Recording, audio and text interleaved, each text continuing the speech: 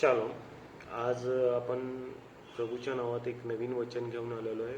ह्या वचनाद्वारे तुमच्या जीवनाचे बंधन सोडवण्यासाठी थोडीफार मदत होऊ शकते आणि तुमच्या जीवनातून ज्या पण समस्या असतील त्यामध्ये तुम्ही बाहेर पडू शकता आणि ह्या वचनाद्वारे तुम्ही आशीर्वादित व्हाल. हे वचन तुमच्यासाठी आहे, हे स्वीकारा आणि ह्याच्याप्रमाणे चाला.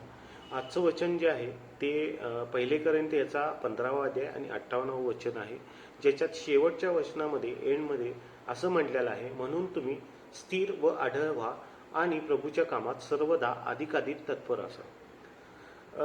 तुम्ही स्थिर राहा म्हणजे म्हणण्याचा उद्देश असा आहे की आपण भरपूर वेळेस कामामध्ये व्यस्त असतो, प्रभूला वेळ देत नाही, प्रभूला टाईम देत नाही, त्याच्या प्रार्थनेमध्ये जात नाही, बायबल वाचत नाही.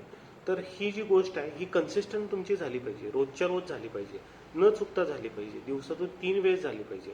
3 वेळेस तुम्ही बायबल वाचू शकत नाही, खरंच सकाळ संध्याकाळी तुम्ही बायबल वाचू शकताय. निदान दुपारी तुम्ही प्रार्थना केली पाहिजे, देवाला धन्यवाद दिला पाहिजे.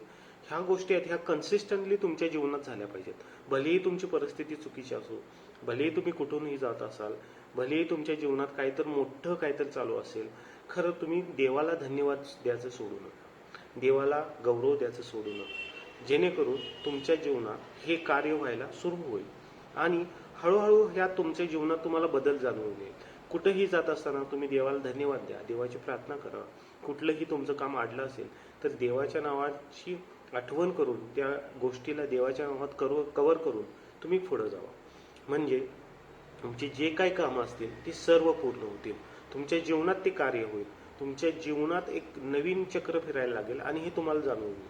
खरं हे कधी होईल? ज्यावेळेस तुम्ही कन्सिस्टंटली देवाच्या सानिध्यात असाल, देवाची प्रार्थना कराल, देवामध्ये तुम्ही सर्वदा आनंदित असाल. आमेन.